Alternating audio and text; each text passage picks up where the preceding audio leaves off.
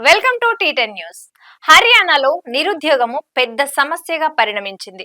ఉద్యోగాలు లేకపోవడంతో అక్కడి యువత తీవ్ర ఇబ్బందులు ఎదుర్కొంటుంది. బీజేపీ పాలనలో రాష్ట్రంలో ఉద్యోగాలు కరువవడంతో తమ భవిష్యత్తు అంధకారంలో పడిందని ఇక్కడి యువత ఆందోళన వ్యక్తం చేస్తోంది. రాష్ట్రంలో అసెంబ్లీ ఎన్నికలు సమీపిస్తున్న వేళ నిరుద్యోగ అంశము తీవ్ర చర్చకు దారితీస్తోంది. హర్యానాను బీజేపీ నిరుద్యోగంలో నెంబర్ 1 స్థానానికి తీసుకువెళ్లిందని కాంగ్రెస్ నాయకుడు, ఆ రాష్ట్ర మాజీ ముఖ్యమంత్రి భూపేందర్ సింగ్ హుడా ఆరోపించారు.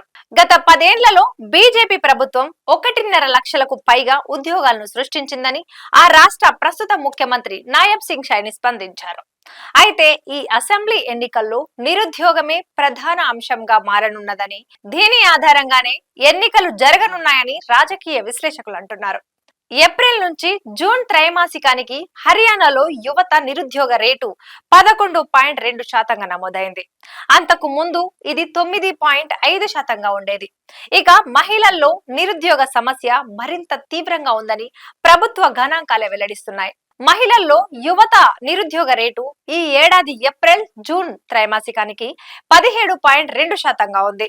ఇదే ఏడాది జనవరి మార్చి త్రైమాసికంలో ఇది 13.9% నమోదైంది.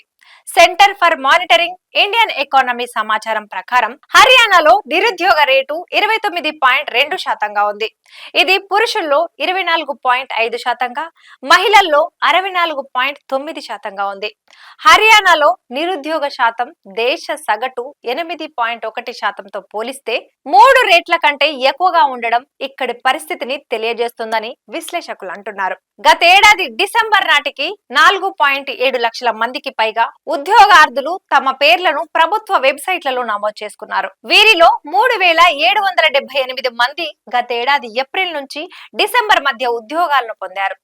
మహాత్మా గాంధీ జాతీయ గ్రామీణ ఉపాధి హామీ చట్టం కింద తక్కువ ఉపాధిని నమోదు చేస్తున్న రాష్ట్రంగా హర్యానా ఉంది. హర్యానాలో నిరుద్యోగ స్థాయి ఏ విధంగా ఉందంటే, నెలకు 15,000 జీతం కలిగిన సఫాయి కర్మచారి ఉద్యోగానికి 3.9 లక్షల మంది దరఖాస్తు చేసుకున్నారు.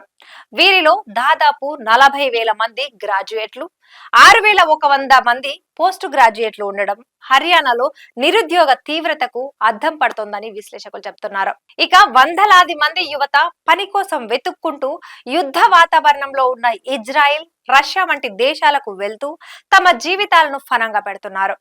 హర్యానా ప్రభుత్వంలో 1.86 లక్షల రెగ్యులర్ పోస్టులు ఖాళీగా ఉన్నట్టు సమాచారం.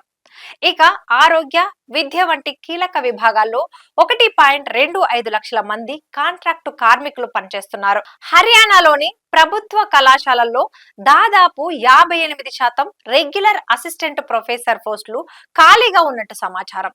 పోలీస్ విభాగంలో 30% ఖాళీగా ఉన్నట్టు తెలుస్తోంది.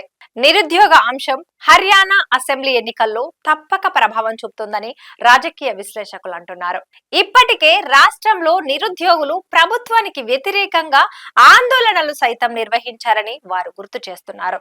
ఉద్యోగ, ఉపాధి అంశం కీలకమన్నది ఇటీవల ముగిసిన లోక్సభ ఎన్నికల్లోనూ వెల్లడైందని అంటున్నారు. కాగా కొన్ని సర్వేల ప్రకారం రాష్ట్రంలో పెరిగిపోతున్న నిరుద్యోగం కారణంగా హర్యానాలో బీజేపీకి మళ్లీ అవకాశం రాకపోవచ్చు. ఇక ప్రతి ముగ్గురిలో ఒకరు నిత్యావసర సరుకుల ధరల పెరుగుదలను కూడా ఎత్తి చూపుతూ బీజేపీ సర్కారుపై ఆగ్రహాన్ని, అసంతృప్తిని వ్యక్తం చేస్తున్నారు. స్కెడ్యూల్ ప్రకారం అక్టోబర్ 5న హర్యానాలో అసెంబ్లీ ఎన్నికలు జరగనుండగా అదే నెల 8న ఫలితాలు వెలువడనున్నాయి. ఇది ఇవాల్టి న్యూస్. చూస్తూనే ఉండండి టీ10.